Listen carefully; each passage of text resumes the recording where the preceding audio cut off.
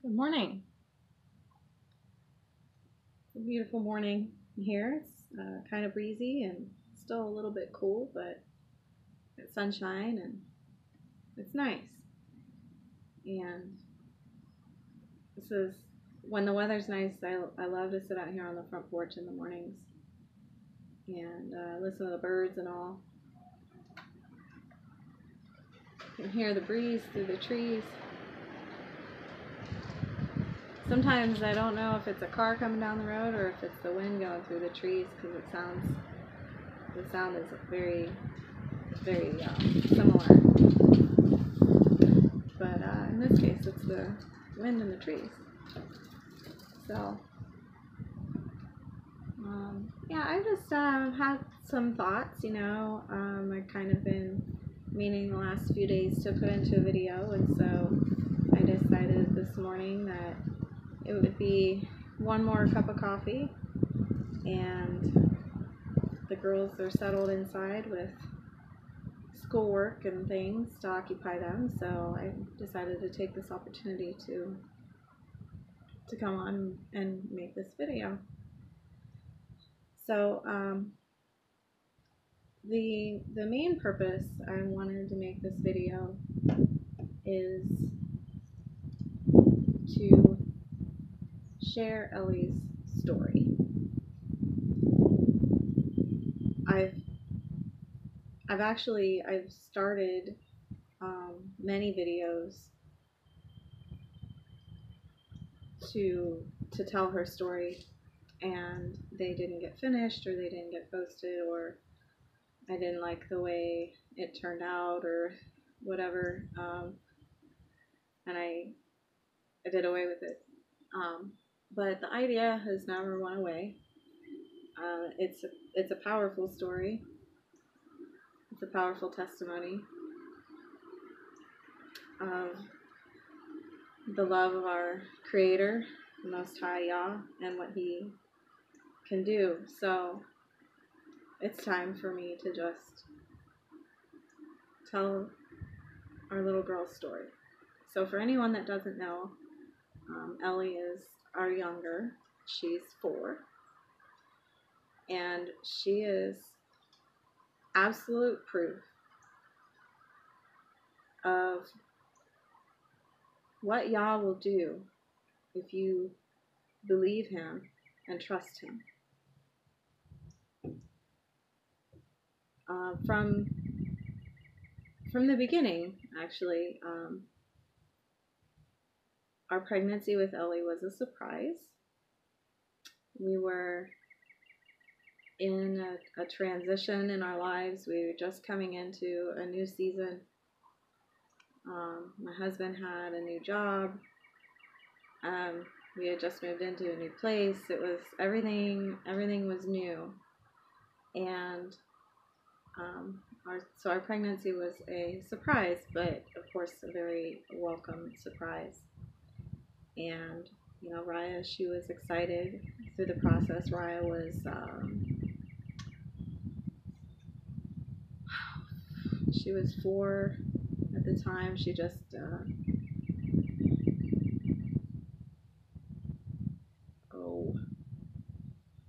she just turned 5 right after Elly was born. So she was at a good age to understand, what it meant to be getting a baby brother or baby sister. And, she was insistent during the pregnancy that she was getting a baby brother. And she was along, actually, when we went in to get the ultrasound to see if we could see if we were having a boy or a girl. And it was very obvious on the screen that we were having a girl. And Raya actually argued with the ultrasound tech. She said, "No, I'm having a baby brother." And the lady said, "No, sweetie, we're having a baby sister." So she adjusted to that idea pretty well. And now that Elly's, older, Raya, she loves her little playmate. And they're such sweet sisters.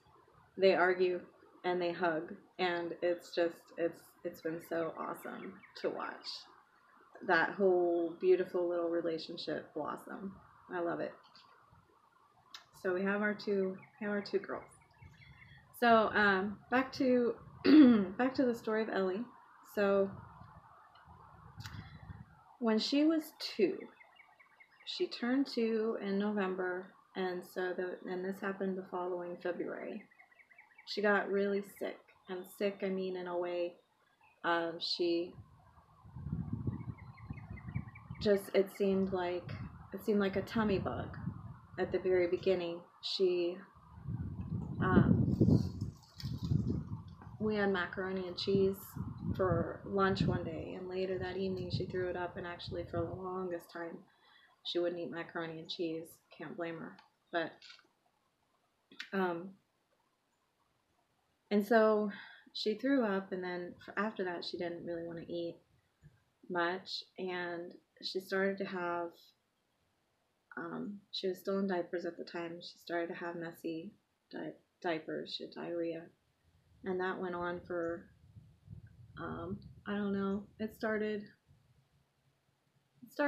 a day or so, and the following day we had went to she seemed okay, so we went to stop by a friend's house, and during that couple hours she just seemed to have gotten a lot worse, and I told Papa, I said, we need to go home. And home at that time was actually, again, we were in a transition in our life at that time. We had, a few months prior, we had returned from out of state. Ryder's mama had passed away, and that took a lot of traveling. There was a lot going on with settling all of that, and so when we returned to Ohio, we ended up staying with someone who was it was a friend of a friend situation who needed some help. And actually, right before Elly got sick, we had decided to begin the search. We had the finances in place finally. Things were starting to get back in order, and we said, okay, it's time to find our own place. And so we were just beginning the search and that process when this happened, when Elly got sick. So anyway, so we went back to our place, and I had started to see, she was having a lot of messy diapers. It just seemed like it was one after another. And I started to see blood in her diapers, and that was scary because I knew that just wasn't right. No appetite, she was still nursing at the time, and so, that's one thing that she was still doing, was nursing. But she didn't want food, she didn't really want anything else to drink. Just was not her usual little self at all. And so so Papa stayed with Raya, and I drove Elly to the emergency room. It was actually at the same hospital where she was born. And so they did some checking, they did some testing on what was in her diaper, and they found some bacteria. At that hospital, they could not tell me what it was, and so they recommended that we take her to Akron Children's. So I called my mom. We decided that Papa and Raya would stay, so as not to scare Raya. She, at this time, I guess then she would have just turned 7. We didn't want her to be scared of what was going on with little sister. So to try to protect her, I called my mom, and so we took Elly up to Akron. So they did some further testing there, and what they discovered was a bacteria called Shigella, Shigella, Shigella. And research and things since have told me that kids ages 2 to 5 are most susceptible to this bacteria, and it's in the family of E. coli. it's contracted through contaminated food or water. And of course, you know, at that time and still now, you know, no way to know where it came from. I mean, it could just be from produce that you get that had come in contact with, you know, contaminated water.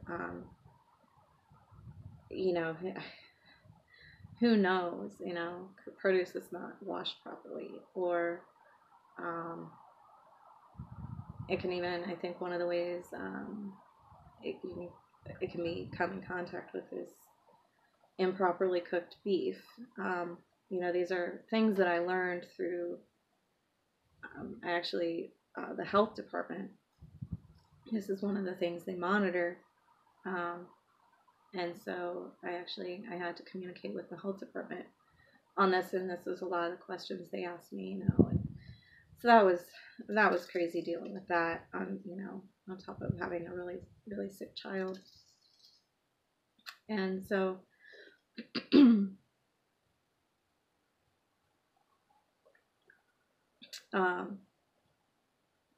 so at Akron, I learned that this Shigella bacteria is what they call a superbug, and it's one of those things that has developed antibiotic resistance. Antibiotics wouldn't do anything to this particular bacteria. And the doctors actually told me if they had tried to treat it with antibiotics, it could potentially have made it worse. So antibiotics were not an option. So they sent us home, told me to push fluids, try to get her to eat, and keep her nursing, of course, keep an eye on the diapers, and follow up with her pediatrician. So a few days later, so that we were, that emergency room trip, I think, was on a Sunday. Following Wednesday, we went to her pediatrician. And at this point, we were still dealing with diapers. We were still dealing with her not having an appetite. It had not gotten better. And one of the things the pediatrician asked me at that appointment was, is she peeing? And I said, honestly, I don't know. I can't tell the difference because, you know, the diapers, I'm sorry, this is, you know, I'm talking about poopy diapers, but it was runny, it was messy. And I didn't know what was runny, messy, and what was pee. You know, the diapers were wet, but I couldn't tell what it was wet from. And she said, well, that's one of the things that we really need to keep an eye on. We need to know if she's peeing.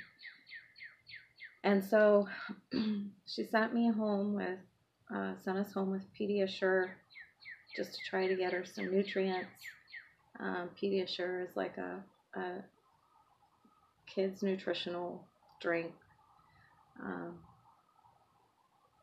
which, you know, Elly wasn't really into that. She didn't want it.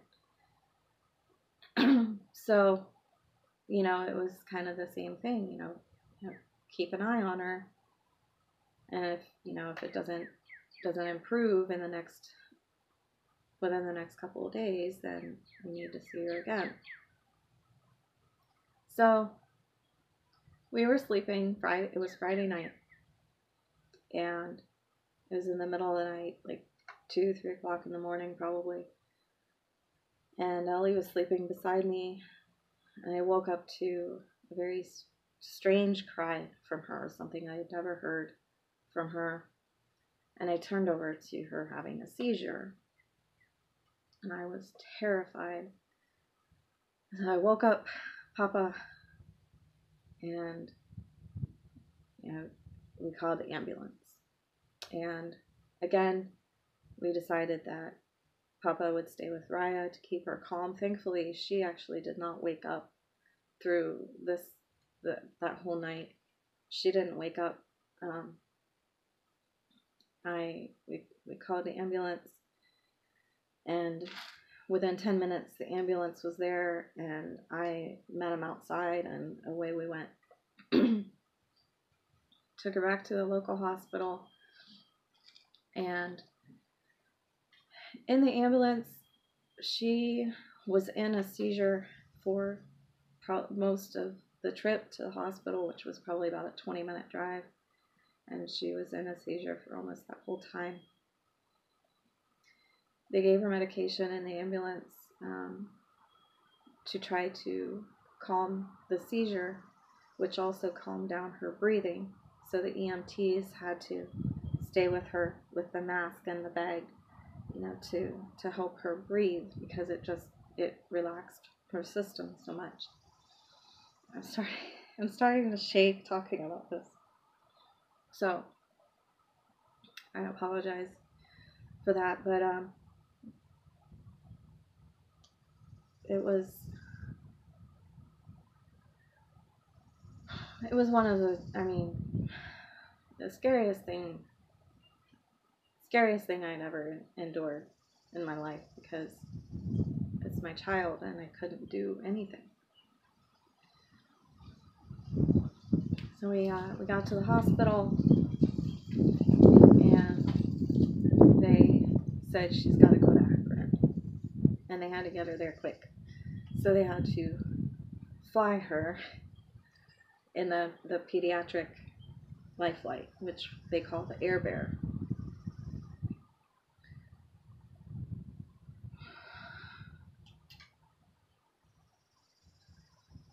So the flight team, they got there, and I couldn't fly with her. So my mom came up and met me at the hospital and drove me to Akron. And in the meantime, I'm on the phone with my husband, letting him know what's going on and trying to stay calm. But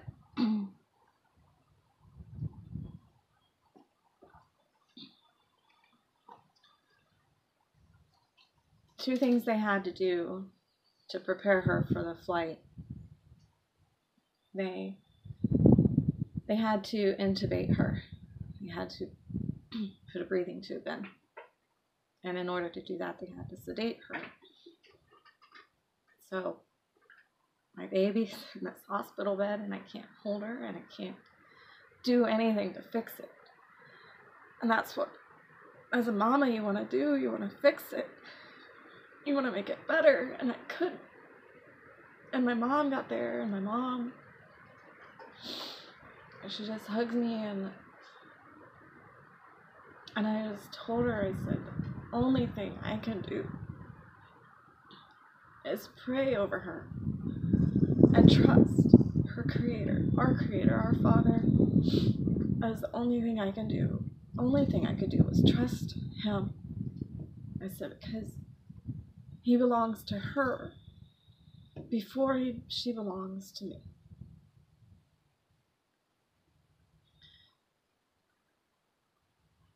And it was so hard, because I couldn't do anything, and I didn't know what was going to happen, but all I could do was trust Him. Just trust Him that He was going to take care of her no matter what, and I didn't know what that what was. I trusted that He was in control of the whole situation. He was guiding the hands of those medical professionals, the flight team, the doctors, the nurses. He had it all in His control, and it was not in mine at all. And that's all I could do, was trust.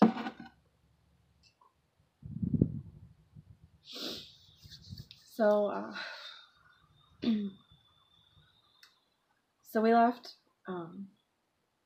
They took her in the helicopter, and my mom and I went in her car to Akron. And by the time we got to Akron, they already had her in her room. And that would have been early Saturday morning.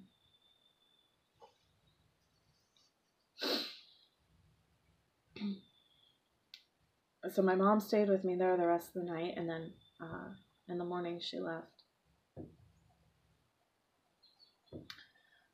And they had told me that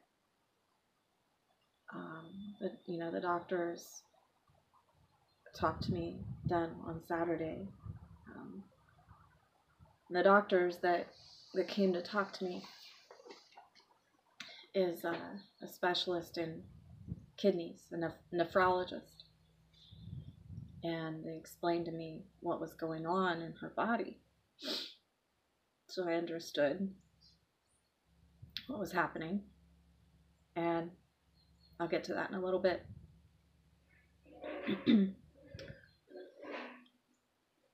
So Saturday, then my mom went and picked up Papa and Ryan, and they came back. They came up to the hospital, and when Papa came in the room, the nurse, there was a nurse. We were in a pediatric intensive care, and there was a nurse in her room at all times. And the whole medical team was just fantastic, and there's nowhere else I would have wanted to be, because medically speaking, I feel we were in the very best place we could have been. Genuinely caring people, and I'm thankful for that still. But still, the Most High is greater. And so we came back into the room, and the nurse, they had told me to expect to be in the PICU pediatric ICU PICU, probably for a couple weeks anyway, until she improved. And so we walk in the room, and my husband looks at the nurse and said, "You're going to see a miracle." And she said, "Well, we see miracles here all the time." And he says, "You're going to see a miracle." Yeah, he declared it, it's my baby girl.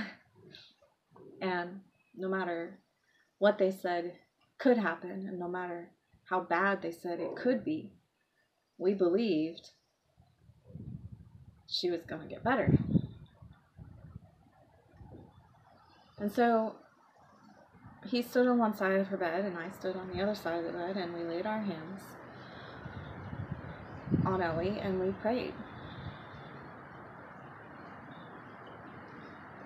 We prayed over her for healing of what was damaged and protection of what wasn't.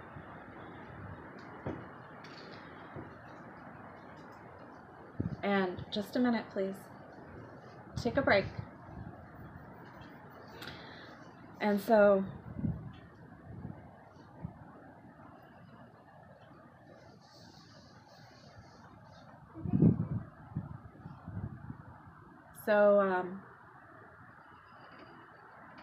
we prayed, and we gave it to Yah, and we just trusted him.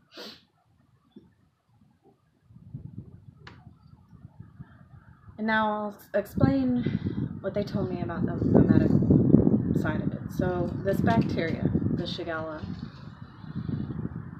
as it developed in her system, the bacteria formed a toxin. They call it Shiga toxin. And what it started to do is it attacks the red blood cells.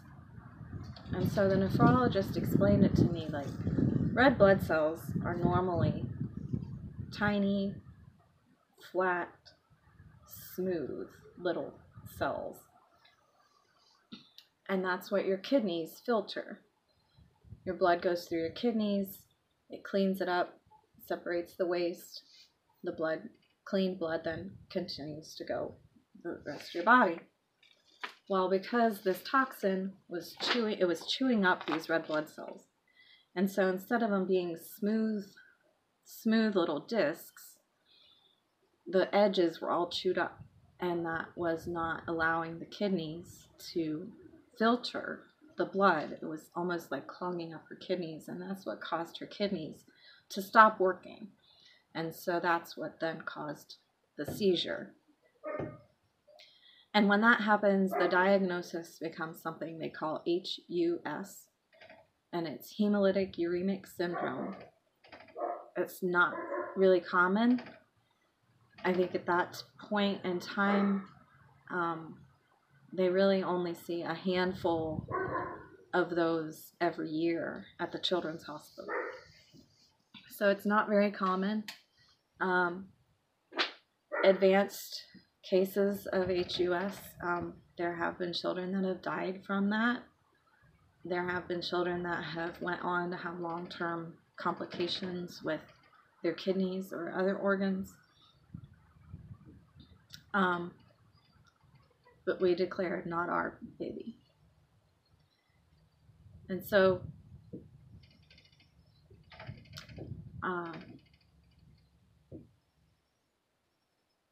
we were there on a Saturday, and the doctors told me that they were going to begin dialysis for her kidneys, and hopefully that in that time then that her kidneys would bounce back and begin to work on her own. So originally, I think they had talked about doing the dialysis on the next day, which would have been Sunday. But in that time, baby girl started to pee.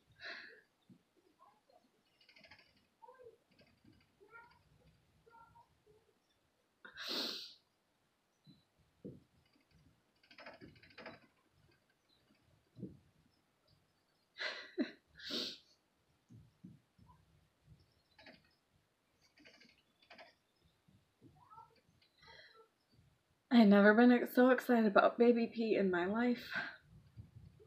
It wasn't a lot, but it meant her kidneys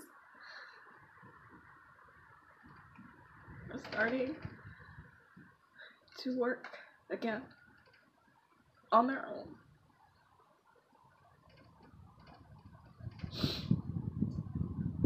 So their medical procedures, they still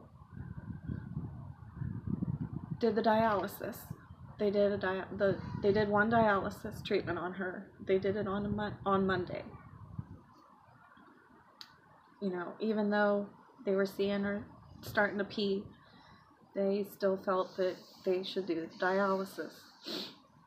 So they did one dialysis treatment on her on Monday, and she still has a scar on her neck. They did it right here on this main vein or whatever in her neck. They actually were preparing. They also put, she has a scar too on her tummy because they put a port in her tummy for future dialysis treatments that they never had to use. And the doctor actually apologized to me for having to do that unnecessary, what ended up being an unnecessary surgery on her tummy, because they never had to use it. But of course, you know, he said that's what we felt we had to do. We had to be prepared for that because the port in her tummy, they wouldn't been able to use it for a day or two after they put it in. So that's why they did the first one right away in her neck, and then they placed this one for future ones, but it wasn't needed. There were numbers. They were doing regular blood work on her every 6 hours, I think it was. They were running numbers, taking just, you know, a wee bit of blood. Well, it wasn't from a prick. They were, you know, they would get it, the wee little bit they needed from the IV. And there were numbers that they were watching for, and every time they checked them, the numbers they were looking at were the numbers that marked her kidney function. And every single time they checked those numbers, they were better, a little bit better, every single time. And so she was intubated for three or 4 days, and while that was in place, they kept her, you know, pretty much sleeping, sedated. And I mentioned before, you know, I was still I was still nursing at this time. And, I'm an extended nursing mom, and I believe in it. And so yeah, I was still nursing her. But at this point, it had gone 4 days that I hadn't been able to nurse her. I mean, I couldn't even hold her. She was in this little hospital bed with tubes and wires and all kinds of things going on. I couldn't get her out of bed and hold her. The most I could do was kind of maybe hang on the edge of her bed a little bit to snuggle with her, but I couldn't hold her. I couldn't move her. And so the doctor was very, very confident, and the doctors and the nurses were just like, wow, this little girl is strong, and they were just amazed at how quickly she started getting better. And that's when we were like, we told you, you're gonna see a miracle. She is our miracle girl. And so the doctor was confident with her how much she'd improved, and he said, well, it's time to get that breathing tube out. So we're gonna let her wake up, and make sure that she's gonna be strong and breathe on her own, get that breathing tube out. And all I wanted to do was hold her. I just wanted to hold her and see if she'd nurse, see if I even still had any milk. And praise Yah, I did. So they cut off the sedative, and it was a process. It actually took a full day, really, for the sedative to get out of her system, and really for her to wake up. And the doctor was there through that whole process of letting her wake up and taking that breathing tube out. And when she was sitting up in the bed, and started looking around, like, what's going on, what happened, he was just like, these doctors and these nurses were just cheering, and it was awesome. And I was standing there, and I'm cheering, and I'm crying, and I'm praising, but just throughout the whole thing, I kept, my prayer was like, I pray for healing, I pray for protection, just praising him for his power and what I knew he was doing, what we knew he was doing within her and in the hearts of the people that were seeing it. And so she woke up, and after 4 days of not being able to hold her or nurse her, I was able to get her out of that bed, and I sat in that chair with her in her hospital room, and I nursed her. And she sat and nursed on me for probably a couple hours, and I was just like, I had to pee. I didn't care. I didn't want to get up. I didn't want to let her go. I just sat there. And it was such a beautiful for me to be holding this little miracle in my arms, and know what a privilege to know that the Father blessed me to be her mama.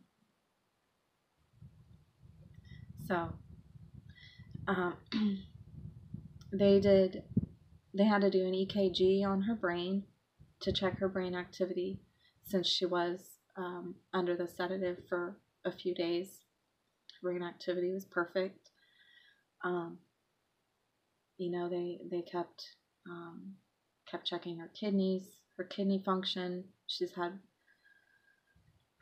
within the first year after it, she had 2 follow-up appointments with the nephrology, the kidney doctors, and they said her kidneys are perfect. No long-term issues with her kidneys. No, they anticipated no long-term complications whatsoever from this ordeal, which is amazing.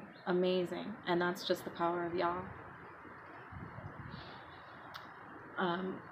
We were in pediatric intensive care for only 6 days, and they moved us out then into a regular room for another 6 days. and then they let us go home. And so only 12 days after they said she'd be in intensive care for at least 2 weeks, only 12 days in the hospital altogether, and she left fully recovered. Praise Yah. And you know, it was a crazy time in our life, because I was at the hospital the entire time with Elly. And you know, as I mentioned earlier in the video, you know, we were just beginning the process of finding a place to live. And so that's what Papa and Raya were doing with the help of my mom. While we were in the hospital, they were getting us moved into our own place. And so when we got to go home, to our own place, our place. And that was actually where we lived up until the time we moved here last summer. So that all was, it was crazy, but it was a blessing. And just, yeah, that's a testimony of just how, you know, we believed in what he could do, and we trusted him to do it, and he did. So, simple as that, I guess. 36 minutes, so that's Elly's story, and she's still amazing and funny, and you know, she's got a temper. She's a determined little girl. She's so determined, and there's so many things that she doesn't want help. She wants to do it on her own. She's very determined, and kind of intense at times, you know. She keeps Mama on her toes, but it's a good thing, and it's all a blessing. And wouldn't have it any other way. So that's Elly's story. I hope you have enjoyed hearing it. I hope you've somehow been blessed or encouraged by me sharing this. And give me feedback, what you thought, what you think. That'd be alright. So I appreciate you watching. I appreciate you subscribing. And it's a beautiful day. We'll see you next time.